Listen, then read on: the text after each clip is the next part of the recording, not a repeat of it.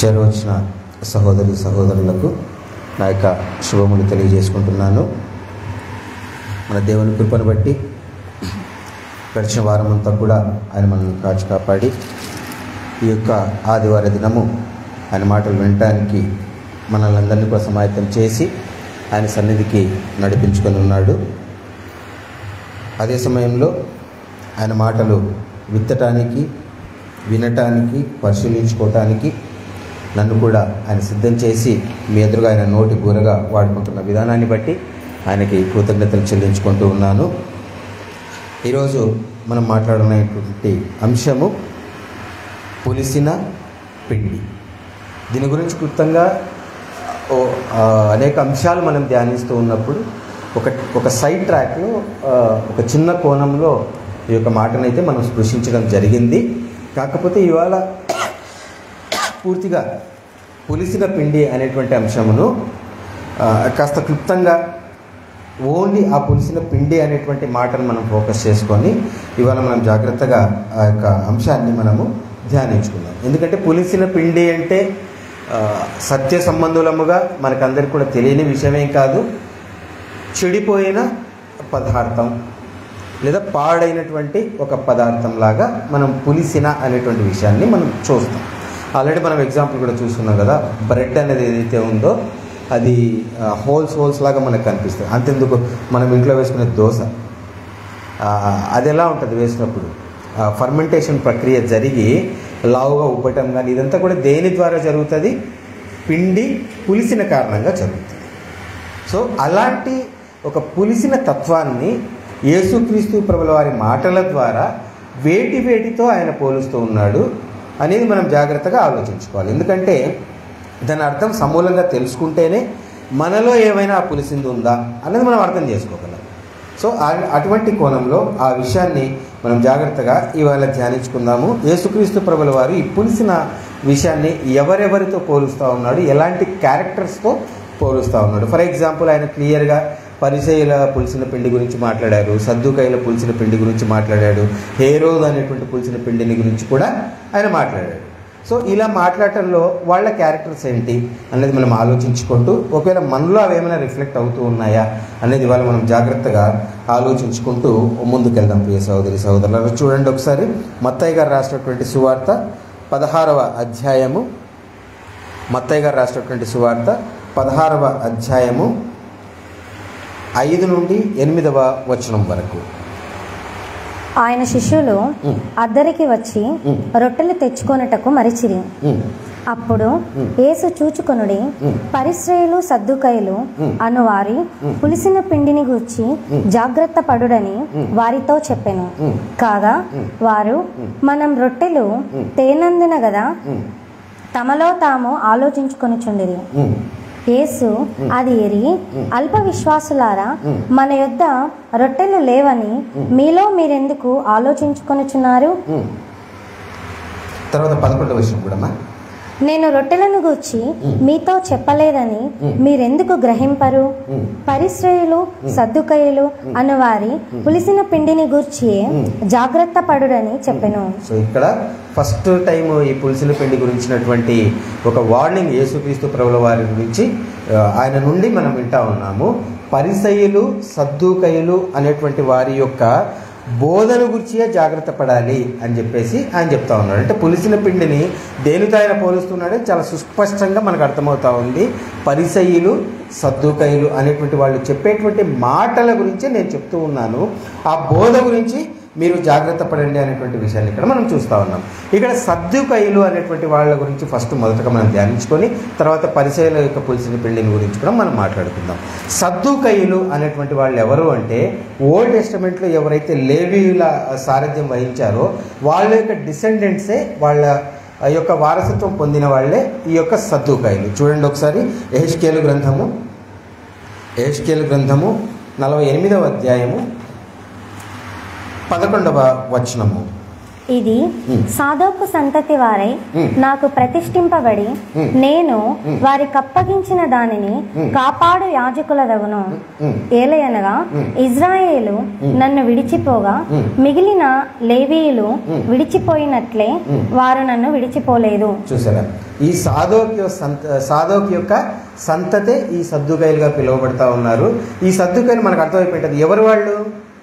యాజకత్వము చేసేటువంటి వాళ్ళు. సో ఇక్కడ యేసుక్రీస్తు ప్రభువు వారి కాలంలో కూడా దేవాలయానికి సంబంధించిన పర్యవేక్షణ ఇదంతా కూడా ఎవరు చూసేవాళ్ళు? సద్దూకయ్యులు చూసేవాళ్ళు. వీళ్ళు ఎలాంటి గ్రూప్ అంటే వెరీ సింపుల్, దీనికి పెద్దగా మనము అర్థం చేసుకోవడానికి రాకెట్ సైన్స్ అవసరం లేదు. ఇప్పుడు సద్దూకయ్యులుగా ఎవరైతే మనం చూస్తూ ఉన్నామో అంటే ఈ చర్చ్ సంబంధమైనటువంటి లీడర్స్ కానీ ఫేమస్ పర్సనాలిటీస్ కానీ ఎవరైతే ఉన్నారో వాళ్ళు సొసైటీలో ఒక కీలకమైన పాత్ర పోషిస్తూ ఉన్నారా లేదా? Right are wrong? నేను మళ్ళీ రిపీట్ చేస్తున్నా, అంటే అర్థం కాలేదేమో నాకు భయం వేస్తూ ఉంది.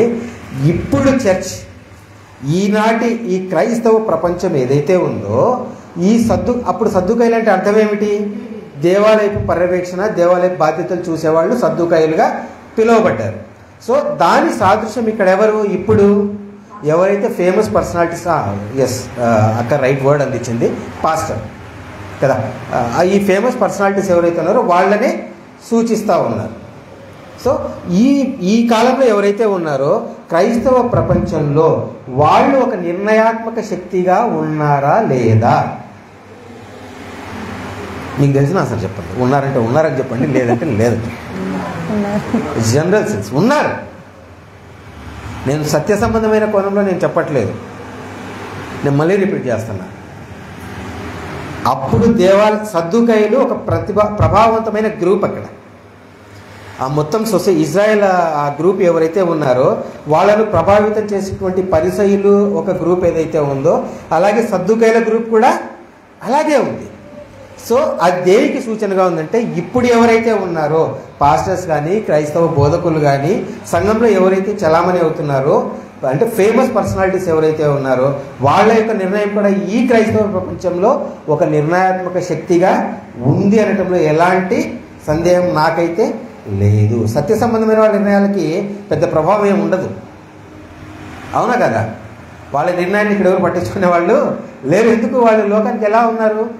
వెర్రి వాళ్ళలాగా ఉన్నారు. ఏంటి వీళ్ళు ఇలా మాట్లాడుతారు, ఏం వీళ్ళు ఇలా చేస్తున్నారు అనేది తప్పిస్తే లోకంలో అబద్ధ సంబంధమైనటువంటి సంఘం ఏదైతే ఉందో వాళ్ళ నిర్ణయానికే ఎక్కువ ప్రభావం ఉంది అనేది, ఎక్కువ శక్తి ఉంది అనేది మనం గమనించాలి.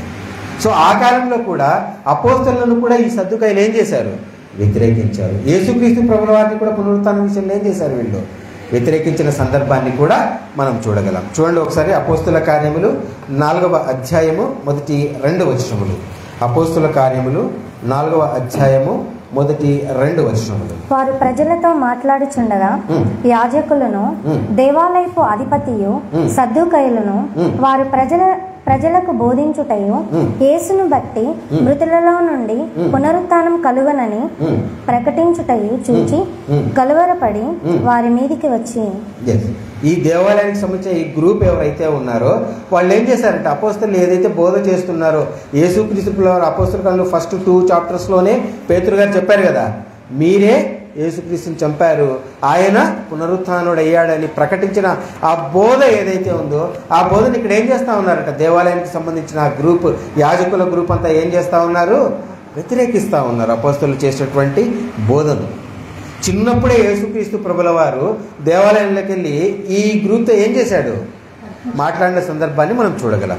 ఆ మాట్లాడిన సందర్భంలో ఈయన మాటలు విన్నవాళ్ళు, ఆ యొక్క డిస్కషన్ అంతా చర్చ చూసిన వాళ్ళు ఏమనుకుంటున్నారు? చూడండి, లూకాసు వార్త 2వ అధ్యాయము 46-47 వచనములు.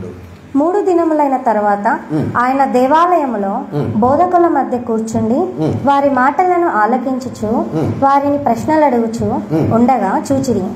ఆయన మాటలు వినిన వారందరూ ఆయన ప్రజ్ఞకును ప్రత్యుత్తరములకును విస్మయం ఉందిరి. ఎవరు విస్మయం ఉండింది? ఒక్కసారి ఫస్ట్ 46 వచనము. 3 దినములైన తర్వాత ఆయన దేవాలయంలో బోధకుల మధ్య కూర్చుండి కూర్చొని డిస్కస్ చేస్తా ఉన్నాడు. At the age of 12 years, 12 సంవత్సరాల వయసులో ఎవరితో డిస్కషన్? బోధకులతో డిస్కస్ చేస్తూ ఉన్నాడు. ఆ డిస్కషన్ జరుగుతున్న విధానం చూసి అక్కడ ఉన్న వాళ్ళందరూ ఏమైపోయారట? విస్మయం పొందారు. ఇంత చిన్నప్పుడు ఇంత జ్ఞానం ఏమిటి అని వాళ్ళు విస్మయం పొందారు. ఆ విస్మయం పొందిన వారిలో బోధకులు కూడా ఉన్నారు. ఆ విస్మయం కాస్త కాలం గడిచే కొద్ది ఏమైపోయింది? జలస్గా మారి, ద్వేషంగా మారిపోయింది. ఆ 12 సంవత్సరాల వయసులో చాలా ఇంట్రెస్టింగ్గా, చాలా ఉత్సుకతగా, చాలా విస్మయం ఉంది. ఇంత బాగా మాట్లాడుతున్నాడు ఈ అబ్బాయి అనుకున్నటువంటి ఆ గ్రూపు ఈయన పెరిగి పెద్ద అయిన తరువాత ఈయన కఠినమైన బోధన చూసి ఈయన పట్ల ఎలాంటి స్వభావాన్ని పెంచుకున్నారు? పూర్తిగా ద్వేషాన్ని వాళ్ళు పెంచుకున్న సందర్భాన్ని కూడా మనం చూడగలం ప్రియ సహోదరి సహోదరులు. వాస్తవంగా బైబిల్లో 14 సార్లు సద్దూకయ్యులు అన్న పదం ప్రస్తావించబడితే 87 టైమ్స్ 87 సార్లు పరిసయ్యులు అనేటువంటి పదం ప్రస్తావించబడింది. కానీ 14 సార్లు అన్న సంఖ్య తక్కువైనా, 87 సార్లు అన్న సంఖ్య ఎక్కువైనా పరిసయ్యుల ప్రభావం ఎంతగా ఉందో సద్దూకయ్యుల ప్రభావం కూడా అంతగా ఉంది అనే విషయాన్ని మనం జాగ్రత్తగా ఆలోచించాలి. అది ఏ విషయంలో వీళ్ళు కరప్ట్ అయ్యారు అనేది మనం జాగ్రత్తగా ఆలోచించుకోవాలి. ఎందుకంటే ఇది మనకు లెసన్. ఫస్ట్లోనే ఏమన్నాడు? పులిసిన పిండిని గురించి మీరు జాగ్రత్త పడండి. ఇక్కడ దయచేసి అండర్లైన్ చేసుకోవాల్సింది, యాజ్ యూజువల్ మీకు గుర్తు చేసేది ఏమిటి అంటే అక్కడ యేసుక్రీస్తు ప్రభువు ఎవరితో మాట్లాడుతూ ఉన్నారు? ఎదురుగా ఉన్నటువంటి జన సమూహం ఏదైతే ఉందో వాళ్ళతో ప్రస్తావిస్తూ ఉన్నాడు. కాబట్టి మనతో కాదు, రైట్? పలకనండి, మనతో కాదనుకుంటున్నారు కొంపదీసి. మనతో కదా. అక్కడ యేసుక్రీస్తు ప్రభువు గారు వాళ్ళతో ప్రస్తావిస్తూ ఉన్నారు. కాబట్టి మనతో కాదు, మనతో కూడా చెప్తా ఉన్నాడు. పులిసిన పిండిని గురించి మీరు జాగ్రత్త పడండి. సద్దూకయ్యులో ఒక కోణం చూస్తాం మనం ఇప్పుడు. ఏమిటి ఆ పులిసిన పిండి అనేది మనము ఒక కోణం చూస్తాం అనమాట. అదేమిటో జాగ్రత్తగా ఆలోచించుకుందాం. చూడండి ఒకసారి మత్తయి గారు రాసినటువంటి సువార్త 22వ అధ్యాయము 23వ వచనము. మత్తయి గారు రాసినటువంటి సువార్త 22వ అధ్యాయము 23వ వచనము. పునరుత్థానం లేదని చెప్పడి సద్దూకయ్యులు ఆ దినమున ఆయన వద్దకు వచ్చి, బోధకుడా ఒకడు పిల్లలు లేక చనిపోయిన ఎడల. First verse ఒకటేలమ్మా. 23వ పునరుత్థానము లేదని చెప్తూ వచ్చారు. పునరుత్థానం the basic doctrine of Christianity కదా, క్రైస్తవ్యానికి పునాది లాంటిది. యేసుక్రీస్తు ఇక పునరుత్థానమే చెందలేదంటే ఇక మన నిరీక్షణకు అర్థమే లేదని చెప్పేసి పౌలు గారు చెప్పారు, రైట్? అపోస్తల కార్యంలో చూసినప్పుడు సద్దూకయ్యులు అనేటువంటి వారి నుంచి కూడా కన్వర్ట్ అయిన వాళ్ళు ఉన్నారు. కానీ వాళ్ళు అప్పటికే ఏం నమ్ముతూ ఉన్నారు? పునరుత్థానము లేదు అనేటువంటి విషయాన్నే వాళ్ళు అప్పటికి కూడా నమ్ముతూ ఉన్నారు. అంటే ఇక్కడ డాక్ట్రినల్ కరప్షన్ అంటే సిద్ధాంతపరమైనటువంటి కల్తీ అక్కడ సద్దూకయ్యుల ద్వారా మనం చూస్తూ ఉన్నాము. ఈరోజు కూడా ప్రియ సహోదరి సహోదరులారా, ఆనాడు సద్దూకయ్యుల బోధకు సంబంధించిన పులిసిన పిండి అంటే ఇక్కడ పులిసిన పిండి అంటే వన్ వర్డ్లో చెప్పాలి అంటే సిద్ధాంతపరమైనటువంటి కల్తీ పులిసిపోయింది. ఎలాంటి కల్తీ లేనటువంటి బోధ. సద్దూకయ్యులు ఏం చేస్తూ ఉన్నారు? పునరుత్థానాన్ని నమ్మట్లా వాళ్ళు. సో నమ్మకుండా ఆ రకంగా వాళ్ళు ఆ క్వశ్చన్ చేసినట్లు కూడా ఒక స్త్రీ ఫస్ట్ పెళ్లి చేసుకుంది, ఆయన చనిపోయాడు, మళ్ళీ చేసుకుంది అలా 7 మందిని చేసుకుంది. పునరుత్థానంలో ఎవరికి భార్యగా ఉంటుంది ఆవిడ? వీళ్ళ తెలివితేటలకు అది చాలా క్రిటికల్ క్వశ్చన్ కదా. బతుకున్నప్పుడు 7 మందికి భార్య కదా, మరి అప్పుడు పునరుత్థానం ఉందంటున్నావే. ఇక యాక్చువల్గా ఇంటర్నల్ కాన్సెప్ట్ ఏంటి? వీళ్ళని పునరుత్థానం లేదని ప్రూవ్ చేయాలి. ఇలాంటి క్రిటికల్ క్వశ్చన్ వేస్తే 7 మంది భర్తలకు ఎవరికి భార్యగా ఉంటుంది అప్పుడు మన్నట్లు అయితే ఆలోచిస్తారు. ప్రభువుని కోసం చేశారండి. ఆయనే చెప్పాడు, పునరుత్థానములు పెళ్లికి ఇవ్వబడరు, పెళ్లికి తీసుకొనబడరు. లాజికల్ క్వశ్చన్కి లాజికల్ ఆన్సరు ప్రభువు ఇచ్చాడు. మనమైతే కన్ఫ్యూజ్ అయిపోయింది ఈ తెలివితేటలు లేకపోతే. అంటే ఈ జ్ఞానం మనకు ఉండకపోతే నిజమే కదా, ఈ ప్రశ్నకు మనకు సమాధానం లేదే అని కన్ఫ్యూజ్ అయ్యేవాళ్ళు. సో వాళ్ళు ఏం చేశారు? డాక్ట్రిన్ ఏదైతే ఉందో, సిద్ధాంతం ప్రభువు ఏదైతే ప్రతిపాదించాడో, దేని మీద అయితే నేటి సంఘం నిర్మితమవుతూ ఉందో ఆ పునాదినే వాళ్ళు కదిలించడానికి అప్పుడే ప్రయత్నం చేసినట్లుగా మనం ఇక్కడ చూడగలం ప్రియ సహోదరి సహోదరులు. చూడండి నిర్గమాకాండం 3వ అధ్యాయం 6వ వచనము. వాళ్ళు అడిగిన యొక్క ఆధారం మనం ఆలోచిద్దాం. నిర్గమాకాండము 3వ అధ్యాయము 6వ వచనము. మరియు ఆయన, నేను నీ తండ్రి దేవుడను, అబ్రహాం దేవుడను, ఇస్సాకు దేవుడను, యాకోబు దేవుడను అని చెప్పగా, చాలమ్మా. ఆయన ఏం చెప్పాడట? నేను నీ పితరుల దేవుడిని అని పేర్లు ప్రస్తావించాడు కదా. వీళ్ళు ఎక్కడైతే క్వశ్చన్ అడిగారో దానికి ఆన్సర్గా ఆయన ఇదే మాట అంటాడు. మళ్ళీ మత్తయి సువార్త 22వ అధ్యాయము 31-32 వర్సెస్. మత్తయి సువార్త 22వ అధ్యాయము 31 మరియు 32 వచనములు. నేను అబ్రహాం దేవుడను, ఇస్సాకు దేవుడను, యాకోబు దేవుడనై ఉన్నానని దేవుడు మీతో చెప్పిన మాట మీరు చదవలేదా? చూసారా? వీళ్ళు అడిగిన క్వశ్చన్కి ఆయన సమాధానం ఇస్తూ ఈ పాయింట్ కూడా ఆయన యాడ్ చేశాడు. పునరుత్థానమున అలాంటివి ఏది ఉండదు అని చెప్పేసి ఆయన చెప్పిన విషయాన్ని మనం ఇక్కడ గమనించాలి ప్రియ సహోదరి సహోదరులు. సో సద్దుకాయల నుంచి మనం ఎలాంటి పులిసిన పిండి ఉంటుంది అని మనం జాగ్రత్త పడాలి అంటే ఈనాటి సద్దుకాయల గురించి మనం ఆలోచించాలి. అది జరిపి అందుకే ముందే చెప్పాను, మీకు ముందే జ్ఞాపకం చేశాను. యేసుక్రీస్తు ప్రభువారు మాట్లాడింది అక్కడున్న వాళ్ళతో మనతో కాదు అని అనుకోవడానికి అవకాశమే లేదు. నేడు కూడా డాక్ట్రినల్ డిఫరెన్స్ అనేది చాలా, డాక్ట్రినల్ కరప్షన్, సిద్ధాంతపరమైనటువంటి బైబిల్లో సిద్ధాంతం అనేది వేరే వర్డ్ ఏమో, సత్య సంబంధమైన విషయం అసత్యంతో ఏమైపోయింది? కలగలిసిపోయింది. చాలా జాగ్రత్తగా ఆలోచించాలి. చాలా తెలివితేటంతో కొన్ని ప్రశ్నలు మనం ఎదుర్కొంటూ ఉంటాం. సిద్ధాంతం ఏముంది బుధర్ అంటారు. సిద్ధాంతం కరెక్ట్ అయితే ఏముంది బుధరక్క? సిద్ధాంతం ఏముంది బుధర్ అని సింపుల్ క్వశ్చన్ లాగా మనకు అనిపిస్తుంది. సిద్ధాంతమే సత్యమే కల్తీ అయిపోతే ఇక అర్థం ఏముంది మనకు? అసలు వాక్యానికి మనకి అసలు సంబంధమే ఉండదు అనే విషయాన్ని మనం ఇక్కడ జాగ్రత్తగా ఆలోచించాలి. ఈ యొక్క ద్వేషం చిన్నప్పుడు మాట్లాడుతున్నప్పుడు వాళ్ళు ఏమైపోయారంటే ఈయన మాటలు చూసి విస్మయం ఉందారు కదా. ఈ ద్వేషం పెద్ద అయిన తర్వాత యాక్చువల్గా సద్దుకాయలకి పరిసయ్యులకి మధ్యలో డాక్టరల్ డిఫరెన్స్ ఉంది. వీళ్ళు పునరుత్థానాన్ని నమ్మరు సద్దుకాయలు, పరిసయ్యులు పునరుత్థానాన్ని, దేవదూతల్ని, ఆత్మల్ని నమ్ముతారు. కానీ యేసుక్రీస్తు ప్రభుల వారి విషయంలో కాంప్రమైజ్ అయిపోయారు ఇద్దరు కదా. ఎప్పుడైతే లాజర్ను లేపాడు యేసుక్రీస్తు ప్రభుల వారు, ఇద్దరు ఏమైపోయారు? శత్రువులు. మన ఇద్దరికి యేసుక్రీస్తు శత్రువు కాబట్టి మన ఇద్దరం ఏమైపోదాం? మిత్రులం అయిపోదాం అని చెప్పేసి వాళ్ళు కూడుకొని ఒక మహాసభ ప్లాన్ చేశారు ఎలా చంపాలి అని చెప్పేసి. చూసారా? డాక్టరల్ డిఫరెన్స్ అనేది మనిషిని ఏ స్థాయికి తీసుకెళ్తా ఉంది. జాగ్రత్తగా, అంటే మనకు కనిపించదు, దాని ఇంపాక్ట్ ఎంత ఉంటుందని మనకు కనిపించదు. కానీ ఒక్కసారి అబద్ధంలో ఉన్నవాడిని మనం గెలికి చూస్తే మనకు అర్థమవుతుంది.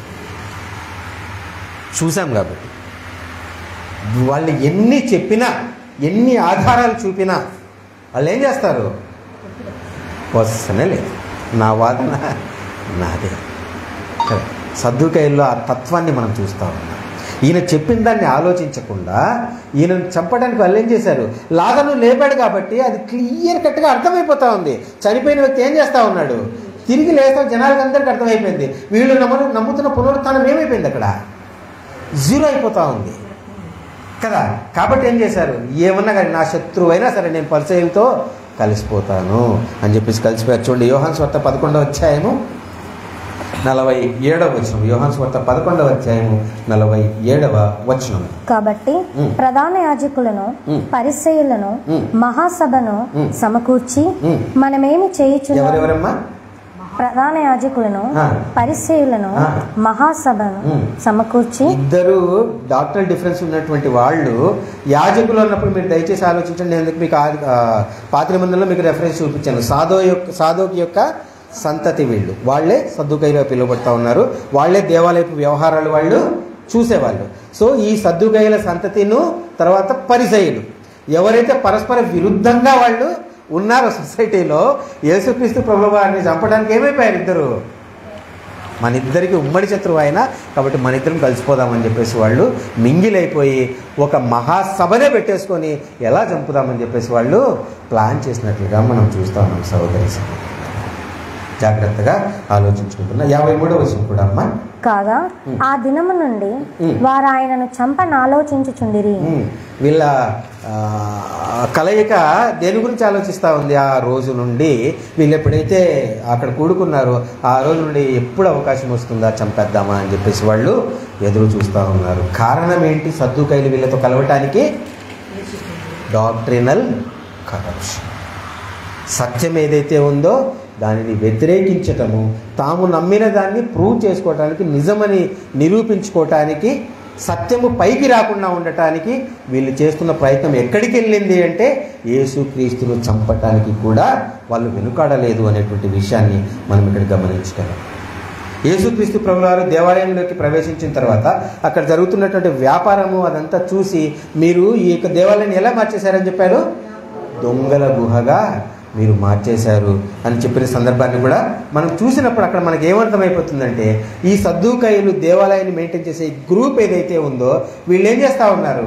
దేవాలయము వారి సొత్తుగా భావించేశారు. చర్చ్ అనేది ఇప్పుడు వర్తిస్తుంది. అప్పుడు ఆ యెరూషలేము దేవాలయంలోని బలులు కానీ, అక్కడ జరుగుతున్న వ్యాపార వ్యవహారాలు కానీ ఎవరి అదుపాజ్ఞల్లో జరిగాయి?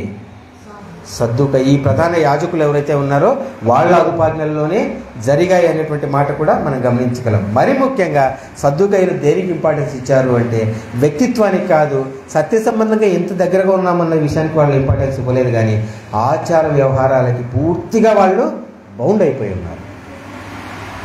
ఓన్లీ వాళ్ళకి కావాల్సింది ఏంటి? ట్రెడిషన్స్, ఆచారాలు కావాలి వాళ్ళకి.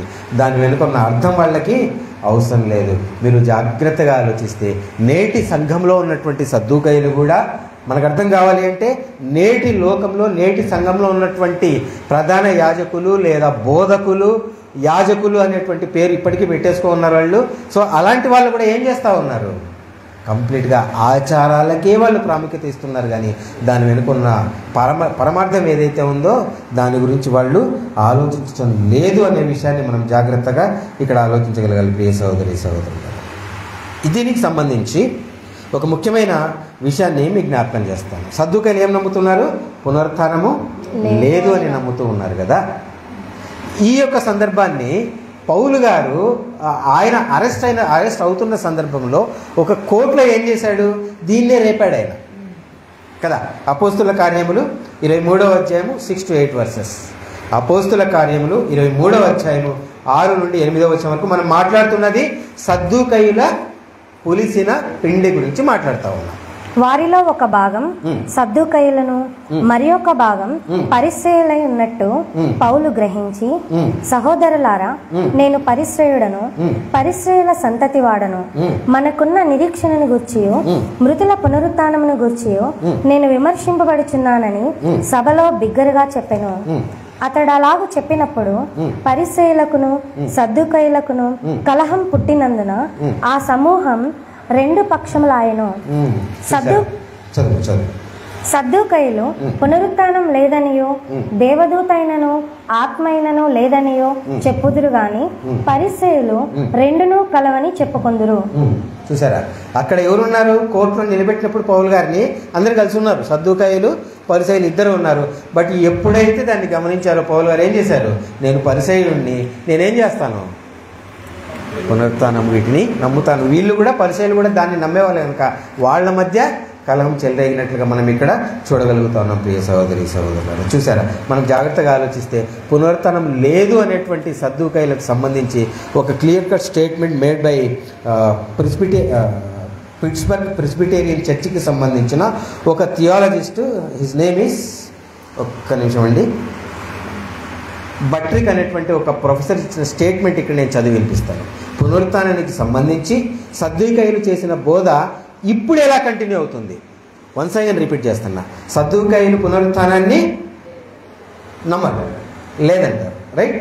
అదే స్టేట్మెంటు ఇప్పటికీ కూడా సంఘములో నమ్ముతూ ఉన్నారు. అది ఎలా నమ్ముతూ ఉన్నారని ఆయన స్టేట్మెంట్ నేను చదివి వినిపిస్తాను. The important thing to remember is that resurrection is an act of God. పునరుత్థానం అన్నది దేవుడికి సంబంధించినటువంటి ఒక క్రియ. We die, really die. మనం చచ్చిపోతామంటే అర్థం ఏంటి? మనం నిజంగానే చచ్చిపోతాం. But out of our death God makes a new creation. మనం చనిపోయిన తర్వాత మన చావు నుండి దేవుడు ఏం చేస్తాడు? ఒక కొత్త నూతన సృష్టిని చేస్తాడు. Please underline that. ఒక నూతన సృష్టిని చేస్తాడు. అండర్లైన్ అని ఎందుకు చెప్పాను ఇప్పుడు అర్థమవుతుంది. Of course if we had immortal souls we wouldn't need God. Of course ఆయన ముందు ఇచ్చిన స్టేట్మెంట్ ఏంటి? మనం చచ్చిపోతే దేవుడు ఏం చేస్తాడు? పునరుత్థానం ద్వారా ఒక నూతన సృష్టిని చేస్తాడు. ఒకవేళ మనలో శాశ్వతమైన ఆత్మ అనేది ఉంటే దేవుడు ఆ పని చేయాల్సిన అవసరం, అసలు దేవుడు అవసరమే లేదు. నూతన సృష్టి కాదది, ఆల్రెడీ ఉన్నదే కదా. మీకు అర్థమైంది అనుకుంటున్నాను, రైట్. ఆ తర్వాత our immortality would do the trick, but the Bible contradicts such vain hope. We're mortal and so we must cling to God's love alone. మనము అశాశ్వతమైన ఆత్మను కలిగి ఉంటే పునరుత్థానం అన్న మాటకి నో మీనింగ్ అట. సద్దుకైన వాళ్ళు ఉన్నారా లేదా? ఎవరి ముసుగులో ఉన్నారు? క్రైస్తవుల ముసుగులో. వాళ్ళు ఏం నమ్ముతున్నారు? పునరుత్థానం ఉందని నమ్ముతూ ఇదే ఆత్మ ఏమవుతుంది? తిరిగి రిజరెక్ట్ అవుతుంది, చావు లేదు అని వాళ్ళు నమ్ముతూ ఉన్నారు, ఏదైతే దేవుని వాక్యానికి వ్యతిరేకం. చూడండి, అలాగే Christians do not believe in continuation but in resurrection. చాలా లాజికల్ స్టేట్మెంట్, మళ్ళీ రిపీట్ చేస్తున్నా. Christians do not believe in continuation. క్రైస్తవులు కంటిన్యూషన్ నాకు తెలుగు కొనసాగింపు, రైట్ మా, థ్యాంక్ యూ. క్రైస్తవులు కొనసాగింపును నమ్మరు కానీ పునరుత్థానాన్ని నమ్ముతారు. కొనసాగింపు అంటే ఏమిటి? ఆత్మ ఇక్కడే ఉంటుంది, ఇదే ఆత్మ ఏమవుతుంది మళ్ళీ ఇది కొనసాగింపు. క్రిస్టియన్స్ ఈ కొనసాగింపును నమ్మరు కానీ పునరుత్థానాన్ని నమ్ముతారు. ఎంత అద్భుతమైన statement. They trust the power of God. Such trust in God in somewhat frightening. Perhaps that's why again and again in Christian history ideas of immortality have been mixed in with the biblical message of resurrection. ఈ statement సద్దుకాయలు ఏదైతే నమ్ముతూ ఉన్నారో దేవుని సత్యాన్ని అది pollute చేస్తూ ఉంది. They trust the power of God. Such trust in God is somewhat frightening. ఇది ఈ సత్యం అనేది జనాలను ఏం చేస్తూ ఉంది? భయపెడతా ఉంది. అందుకే ఈ చరిత్రలో చూసినప్పుడు అనేక సార్లు ఆత్మ శాశ్వతమైంది, శాశ్వతమైంది, శాశ్వతమైందని పదే పదే పదే పదే రిపీట్ చేస్తూ చేస్తూ చేస్తూ బైబిల్లో చెప్పిన నిజమైన పునరుత్థానం యొక్క అర్థమే మార్చేసింది. Doctrinal corruption. సద్దుకాయల నుండి ఉన్న డేంజర్ ఏమిటి? Doctrinal corruption.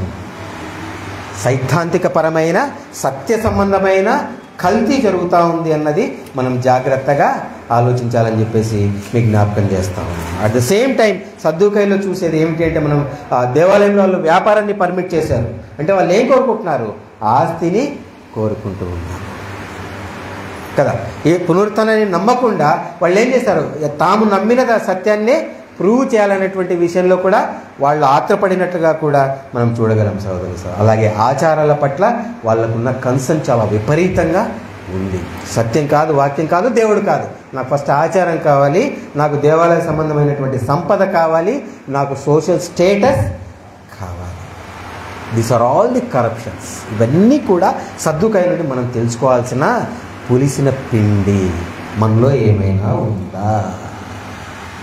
సద్దుకాయలాగా డాక్ట్రినల్ కరప్షన్ ఏమైనా ఉందా? సత్య సంబంధమైన కరప్షన్ ఏదో ఒకటే నమ్ముతున్నామని ఏమైనా అనుకుంటున్నామేమో, జాగ్రత్త పడాలి. అదే ఆయుధం మనకి, సత్యమే మన ఆయుధం. మనం ఉండాల్సింది సత్యంలో, రాజీ పడటానికి అవకాశమే లేదు సత్య సంబంధంగా అని చెప్పేసి మనం జాగ్రత్తగా ఆలోచించాలి. A little difference makes a big difference. ఒక చిన్న తేడా అలా అలా వెళ్తున్నప్పుడు ఏమైపోతుంది? పెద్దగా దూరంగా మనం వెళ్ళిపోతాం. మీకు విసుగు అనుకోకపోతే చెప్పిన ఎగ్జాంపుల్ మళ్ళీ చెప్తాను నేను.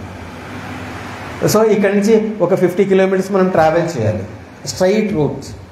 సో స్ట్రైట్గా వెళ్ళిపోతే 50 కిలోమీటర్స్ డిస్టెన్స్. కాస్త టర్న్ అయ్యా, స్టార్టింగ్లో కొద్దిగా టర్న్ అయ్యా, కొద్దిగా అనుకున్నా. వెళ్తున్న కొద్ది డెస్టినేషన్కి ఇక్కడికి తేడా పెరుగుద్దా తగ్గుద్దా? That is the difference. చిన్న డాక్టరీన్లే, ఏమవుతుందిలే, కాస్తేలే, సత్యం అంత ఖచ్చితంగా ఎలాలే, ఇలాంటి వెధవాలోచనని మనం చేసామనుకోండి, డెస్టినీకి మనం ఏమవుతాం?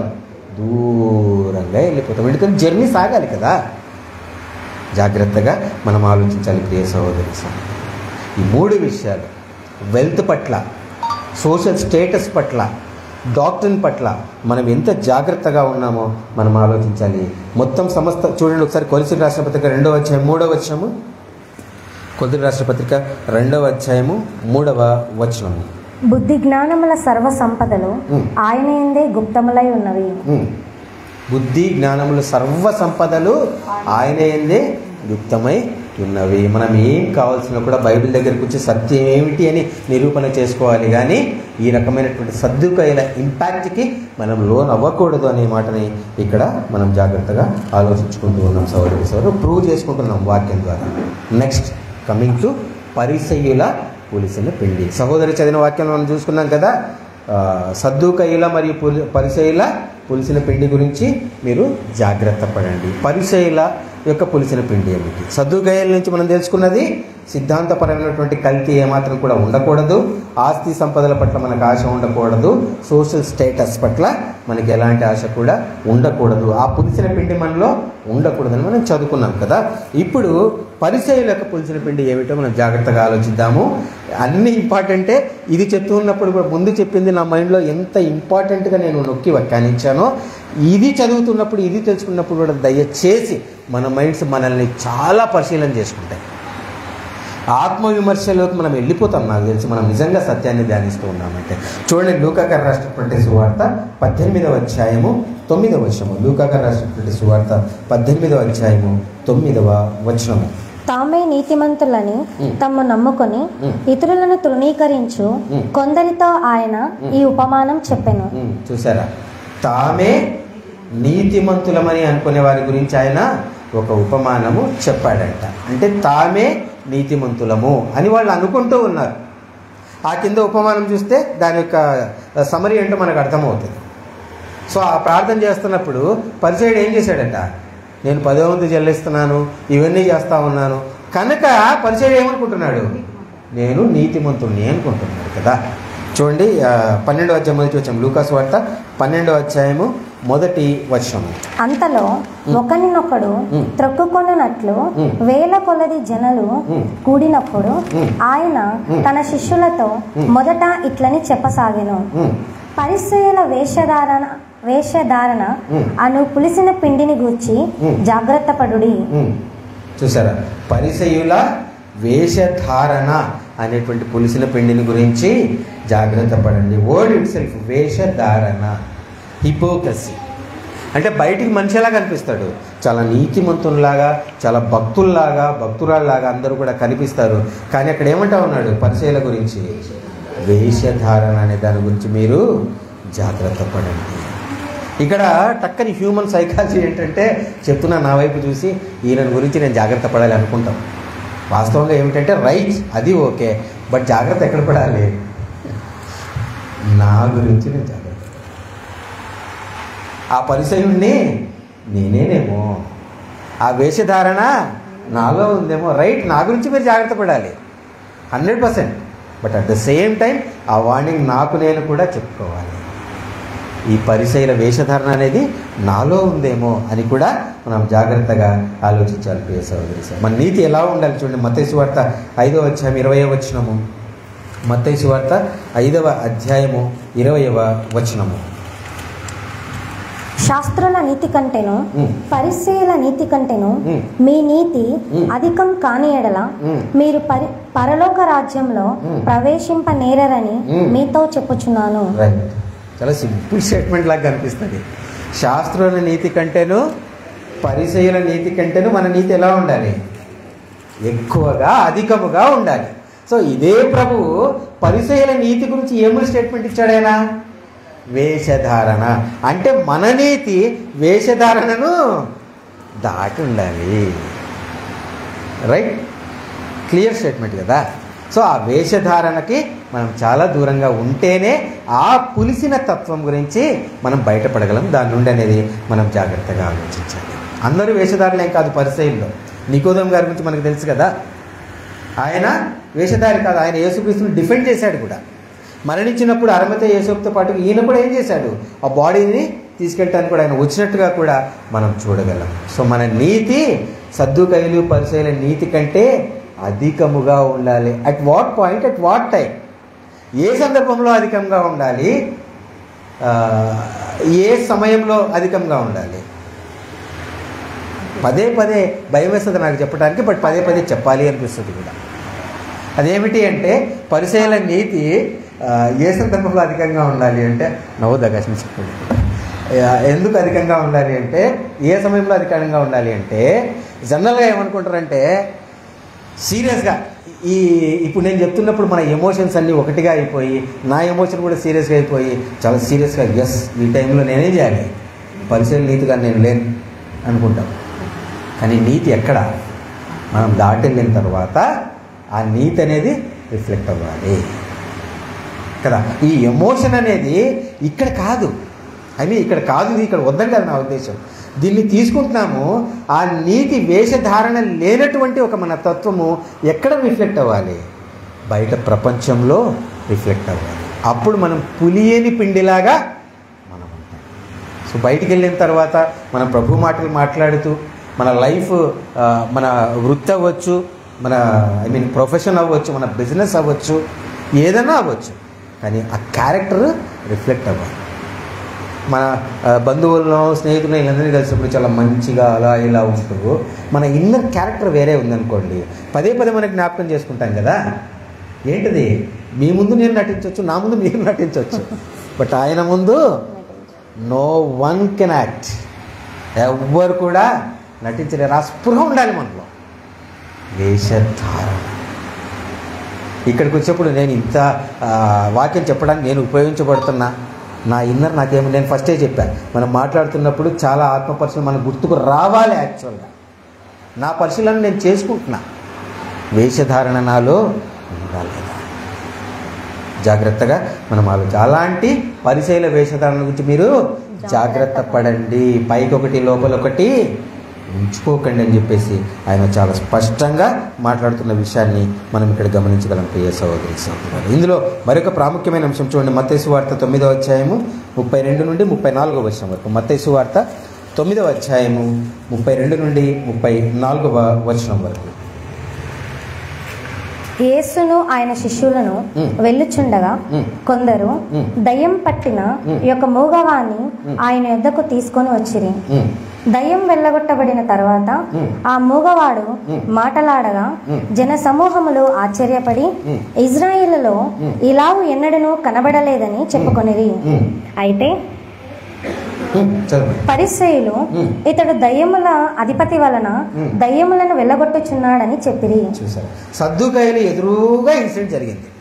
లైవ్లో లాజర్ని ఏం చేశాడు ప్రభు, లేపాడు. లైవ్లో జరిగితే వాళ్ళు యాక్సెప్ట్ చేయగలిగారా? అవలా.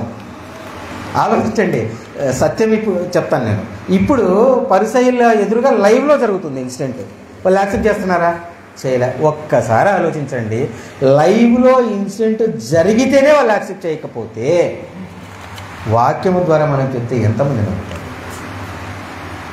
ప్రాక్టికల్గా ఆలోచిద్దాం, కష్టం కదా. సో అంటే వడపోత కార్యక్రమం ఎంత బలంగా జరుగుతూ ఉంటుంది. ఎందుకు? వాక్యం ద్వారా నిరూపితం చేసుకున్న వాళ్ళే ఇప్పుడు ఎన్నికవుతూ ఉన్నారు. ఆనాడు లైవ్లో జరిగితేనే వాళ్ళు వ్యతిరేకించారు. సో ఈ కరప్షన్ అన్నది, ఈ కల్తీ అనేది మళ్ళీ మళ్ళీ మీకు రిపీట్ చేస్తున్న భయంతో కల్తీ చిన్నగా ఉన్నా కూడా మనం తీసేయాలి. అది ఏమవుతుంది, ఇంత బిగ్ డిఫరెన్స్కి తాగిస్తుంది. అది ఏదైనా అవ్వచ్చు. లైవ్లో జరిగితేనే వాళ్ళు యాక్సెప్ట్ చేయలేకున్నారంటే సింపుల్గా మనం అనుకుంటామేమో, లైవ్ వాళ్ళు అలా ఉన్నారు నేను అలా ఉండనులే అని చెప్పేసి మన అంతరాంతరాల్లోకి వెళ్ళి మన మనస్సుని ఒక్కసారి పరిశీలించుకుంటే, ప్రియ సహోదరి సహోదరులారా, మీరేమో నాకు తెలియదు కానీ మళ్ళీ జ్ఞాపకం చేస్తున్నా, నేను కూడా ఒకప్పుడు డాక్టర్నల్ కరప్షన్లో ఉన్నానే, సిద్ధాంతపరమైన సత్య సంబంధమైనటువంటి కల్తీలో నేను ఉన్నా. అప్పుడు నాకేమనిపించింది, సింపుల్గా అనిపించింది. కానీ ఇవాళ భయం వేస్తుంది. సత్య సంబంధమైన కల్తీ అంటే ఏంటో అర్థం తెలుసుకుంటే భయం వేస్తుంది. ఎంత మూర్ఖత్వానికి మనిషి వెళ్ళిపోతుంది. లైవ్లో జరుగుతున్న దాన్ని కూడా వాళ్ళు తీసుకోలేకపోయారు. జాగ్రత్తగా మనం ఆలోచించాలి ప్రియ సహోదరులారా. తర్వాత మూడవ కరప్షన్ చూడండి ఒకసారి, మార్కు సువార్త 8వ అధ్యాయము 15వ వచనము. మార్కు సువార్త 8వ అధ్యాయము 15వ వచనము.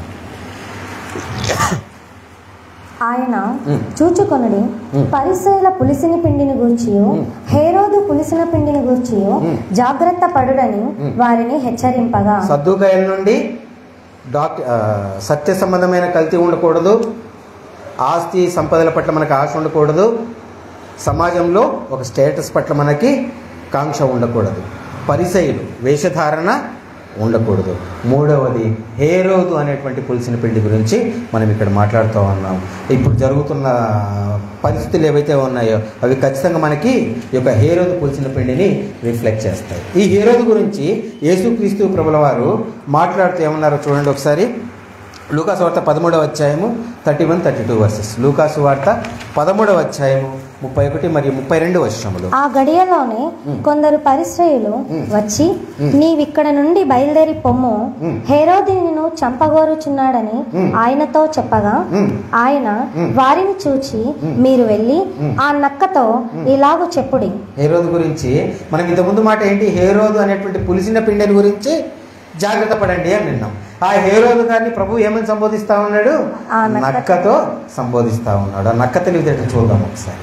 ఎందుకు ఆయన నక్క అన్నాడు అనేది, ఆ జిత్తుల మారి చేష్టలు ఏంటో మనం జాగ్రత్తగా ఆలోచిస్తే మనం కూడా ఒక మోసపోయేటువంటి ఒక ఇన్సిడెంట్ మనం జాగ్రత్తగా చూస్తున్నాం. ప్రియ సోదరుడు, యోహాను గారిని తల తీసిన తర్వాత పళ్ళెంలో పెట్టుకొని వచ్చిన తర్వాత ఆయన చాలా ఫీల్ అయిపోయాడంట. బాధపడ్డాడంట కదా, అవునా కదా? చూద్దాం, చూడండి ఒకసారి. మార్క్స్ వార్త 6వ అధ్యాయము 25-26 వచనములు. వెంటనే ఆమె త్వరగా రాజు వద్దకు వచ్చి, బాప్తిసమిచ్చు యోహాన్ తన పళ్ళెములో పెట్టి, ఇప్పుడే నాకు అప్పగింపగోరుచున్నానని చెప్పాను. రాజు బహుగా దుఃఖపడెను గాని తాను పెట్టుకొనిన ఒట్టు నిమిత్తమును తనతో కూర్చుని ఉన్న వారి నిమిత్తమును ఆమెకు ఇయ్యను అను నొల్లక పోయెను.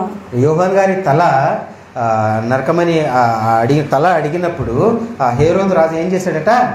బహుగా దుఃఖపడ్డాడు.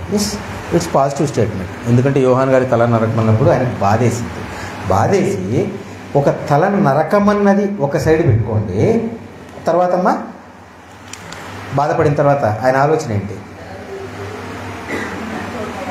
తాను పెట్టుకొనిన ఒట్టు నిమిత్తము తనతో కూర్చొని ఉన్న వారి నిమిత్తమును ఆమెకు ఇయ్యను అననొల్లకపోయెను. బాధేమో కలిగింది ఆయనకి, కానీ తాను పెట్టుకున్న ఒట్టు ఒకటి ఒక ప్రామిస్ చేశాడు కదా, ఆ ప్రామిస్ గుర్తుకొచ్చి ఆయన ఏమైపోయాడట?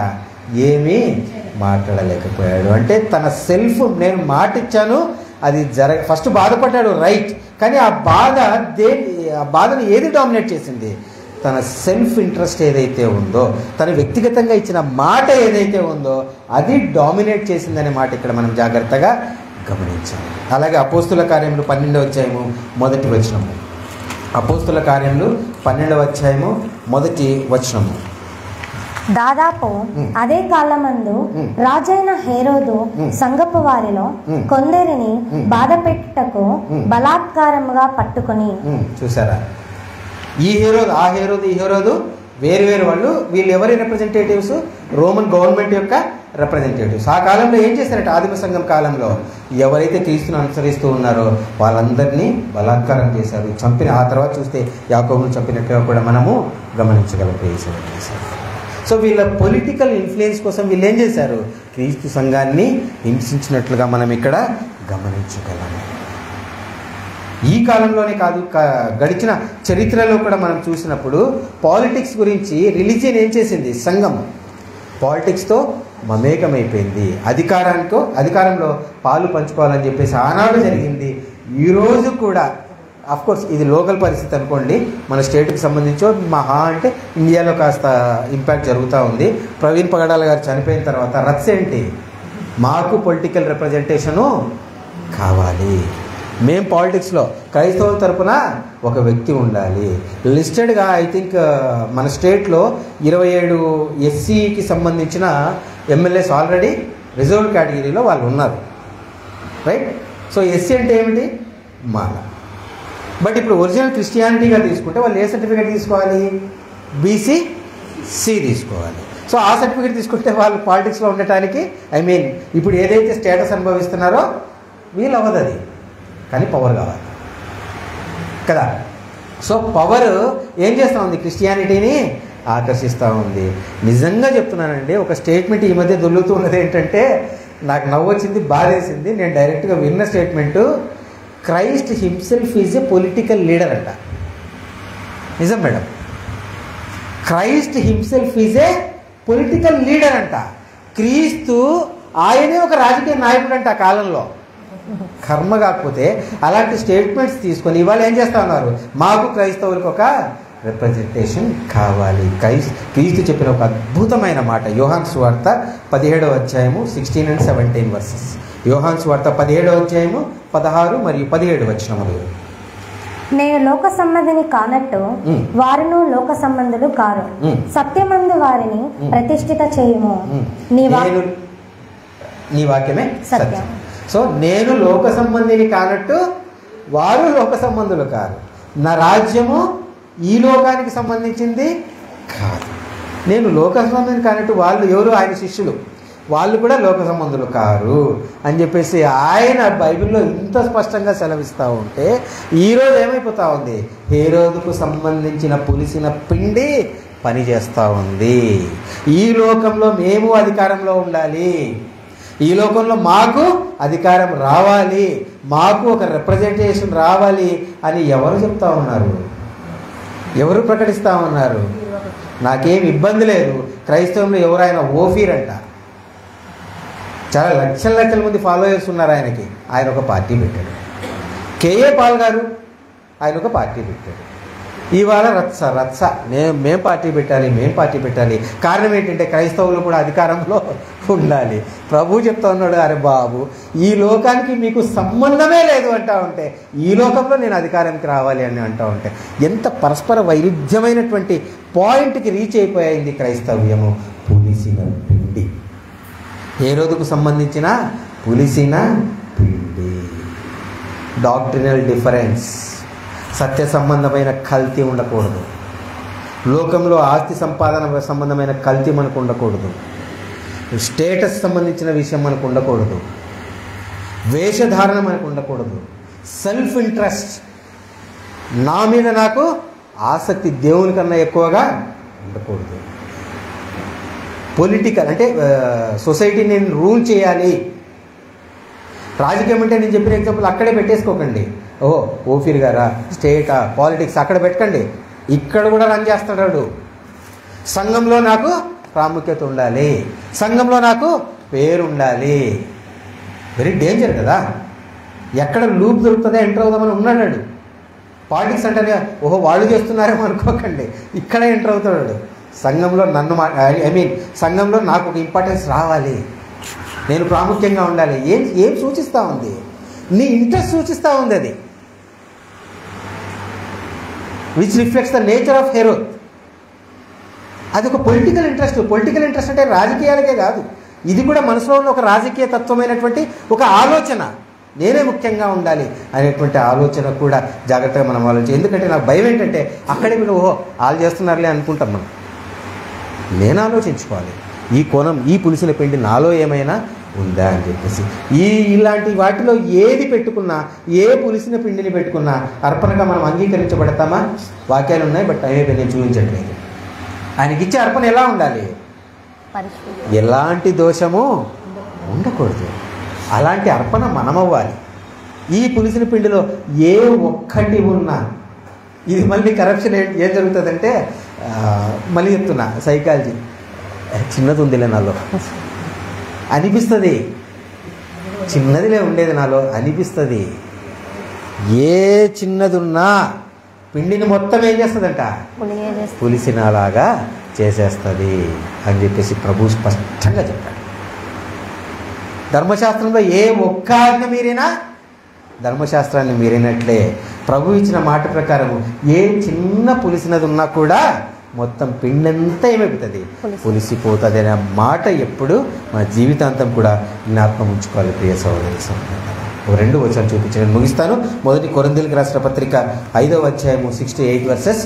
1 కొరింథీయులకు రాసిన పత్రిక 5వ అధ్యాయము 6 నుండి 8వ వచనం వరకు. మీరు అతిశయపడుట మంచిది కాదు. పులిసిన పిండి కొంచెమైనను ముద్దంతయు పులియజేయునని మీరెరుగరా? మీరు పులిసిన పిండి లేనివారు గనుక క్రొత్త ముద్ద అవుటకై ఆ పాతదైన పులిపిండిని తీసి పారవేయుడి. ఇంతేకాక క్రీస్తు అను మన పస్కా పశువు వధింపబడెను. కనుక పాతదైన పులిపిండితోనైనను దుర్మార్గతయు దుష్టత్వమునను పులిపిండితోనైనను కాకుండా నిష్కపట్యమును సత్యమునను పులియని రొట్టెతో పండుగ ఆచరించము. ఏది పులిపిండో చెప్పాడు అక్కడ, ఏది పులిపిండి కాదో కూడా చెప్పాడు. నిష్కాపట్యము సత్యము, ఈ రెండే ఉండాలి. ఈ రెండింటి మించి ఏ మనలో ఉన్నా కూడా మనం దేంతో సమానం? పులిసిన పిండితో. సొన్నాలో కొద్దిగా ఉండేది అనుకున్నా కూడా ముద్దంతా పులిసిన పిండే అయిపోతుంది అని చెప్పేసి మనం ఇక్కడ చూసుకుంటా ఉన్నాం. ప్రియ సోదరులు, సో పులిసిన పిండి పట్ల మనం జాగ్రత్తగా ఉండాలి. ప్రభు చాలా సీరియస్గా వార్న్ చేశాడు. అఫ్కోర్స్ లైట్గా వార్న్ చేసింది ఏది లేదనుకోండి బైబిల్లో. ఆయన చెప్పిన ప్రతి మాట సీరియస్గానే తీసుకోవాలి. ఆ అన్ని సీరియస్ మాటల్లో ఇది కూడా ఒకటి. మనలో ఏదైనా పులిసిన పిండి ఉందా? ఇంకా సత్య సంబంధమైన విషయాల్లో మనలో ఏమైనా క్లాష్ ఉందా? క్లారిటీ తీసుకుంటాం. మన క్యారెక్టర్లో ఏమైనా క్లాష్ ఉందా? సరిదిద్దుకుంటాం. సో ఎలాంటి పులిసిన పిండి కూడా మనలో ఉండకూడదనే మాట ఇక్కడ మనం చూస్తూ ఉన్నాము. చివరి వచనము ఏదైతే నాకు కన్ఫ్యూజన్ ఇస్తుందండి, సహోదరుడు అనాలో నా కొడుకు అనాలో. మా పెద్దోడు చదివిన వాక్యాన్ని మనం చూద్దాము. రోమీయులకు రాసిన పత్రిక 12:1-2 కాబట్టి సహోదరులారా, పరిశుద్ధమును దేవునికి అనుకూలమునైన సజీవ యాగముగా మీ శరీరములను ఆయనకు సమర్పించుకొనుడని దేవుని వాత్సల్యమును బట్టి మిమ్మల్ని బతిమాలుకొనుచున్నాను. ఇట్టి సేవ మీకు యుక్తమైనది. ఈ లోక మర్యాదను మీరు ఈ లోక మర్యాదను అనుసరింపక ఉత్తమమును అనుకూలమును సంపూర్ణమునై ఉన్న దేవుని చిత్తమేదో పరీక్షించి తెలుసుకొనున్నట్లు మీ మనస్సు మారి నూతన మగుట వలన రూపాంతరం పొందుడి. చూసారా, ఇంతవరకు మనం మాట్లాడుకున్న లక్షణాలు ఏవైతే ఉన్నాయో అవన్నీ పులిసిన పిండికి సంబంధించి ఏవైతే మనం మాట్లాడుకున్నామో అలాంటిది మనలో ఏదున్నా కూడా మనం పరిశుద్ధమైన వారము కాము. ఎప్పుడైతే పరిశుద్ధమైన వారము కామో మనం ఎంత సేవ చేసినా ఏం మాట్లాడినా కూడా అది వ్యర్థమే అయిపోతుంది. మనల్ని మనం ఆయనకు సజీవ యాగంగా సమర్పించుకోవాలి అంటే ఒక పరిశుద్ధమైనటువంటి జీవితాన్ని మనం కలిగి ఉండాలనేటువంటి మాటను ఇక్కడ మనం గమనించగలుగుతున్నాం. ప్రియ సహోదరులు, సో పులిసిన పిండిని గురించి మనం జాగ్రత్త పడాలి. అట్ ద సేమ్ టైం ఇప్పుడు ఏ వచనం అయితే మనము చదువుకున్నామో ఒక్కసారి మీ దగ్గర పాటల బుక్స్ ఉన్నాయి కదా, పేజ్ నెంబర్ 80 మనం పాడుకున్న పాట చూసి నేను క్లోజ్ చేసేస్తాను. పాడను, భయపడకండి, జస్ట్ వచనాలు మాత్రం చదువుతాను. రోమిల్ రాష్ట్రపతి పేజ్ నెంబర్ 80లో మనం పాడుకున్నాం. సహోదరుడు రంజితన్న పాడారు ఆ పాట, అందరం పాడాము. ఫస్ట్ దాంట్లోనే ఆనందం నీలోనే, ఆధారం నీవేగా, ఆశ్రయం నీలోనే. అంటే ఎవ్రీథింగ్ మనం ఆనందించాలన్నా, మనకి ఏదైనా సమస్య వస్తే ఆధారమైనా, మనకు ఆశ్రయమైనా ఎవరంట? ఆయనే. సో ఈ పొలిటికల్ లీడర్స్ కాదు, ఈ అసత్య సంబంధమైనటువంటి బోధలు కాదు, అన్నీ కూడా ఆయనలోనే అని చెప్పేసి మనం చాలా క్లియర్గా ఈ మాట ద్వారా మనం చూసుకున్నాం. ఇప్పుడు సహోదరి చదివినటువంటి ఈ లోక మర్యాదను అనుసరింపక అనే మాట చివరి వచనాలు చూడండి. సర్వసత్యమే, సిస్టర్ మీరే చదవండి చివరి వచనం, పేజ్ నెంబర్ 80 పాట నేను చెప్తున్నాను. సర్వసత్యమే నా మార్గమై, సంఘక్షేమమే నా ప్రాణమై, లోక మహిమ చూడక. లోక మర్యాదను అనుసరింపకని మనం చదువుకున్నాము, పాడుకున్నామేమని? లోక మహిమ చూడక నీ జాడలు వీడక నీతోనే నిలవాలి. చూసారా, ఈ లోక మర్యాదను అనుసరింపక అనే పాట కూడా మనం ఏం చేసాం? లోక మహిమ చూడక. సో ఇలాంటి పులియని రొట్టెతో మనం ఏం చేయాలట? ఎవ్రీ డే మనం పండుగ ఆచరించాలి. పులిసింది ఏదైనా ఉంటే మనలో నుండి తీసి పారవేసి ఆయనకు అర్పణముగా మనల్ని మనం సిద్ధం చేసుకోవాలని చెప్పేసి మనకందరికీ కూడా దేవుడి వాళ్ళకి జ్ఞాపకం చేస్తూ ఉన్నాడు. అందుని బట్టి దేవుని కృతజ్ఞతలు చెల్లించుకుంటూ మీ అందరికీ కూడా మరొకసారి వందనాలు చెల్లించుకుంటూ ముగించుకుంటున్నాం.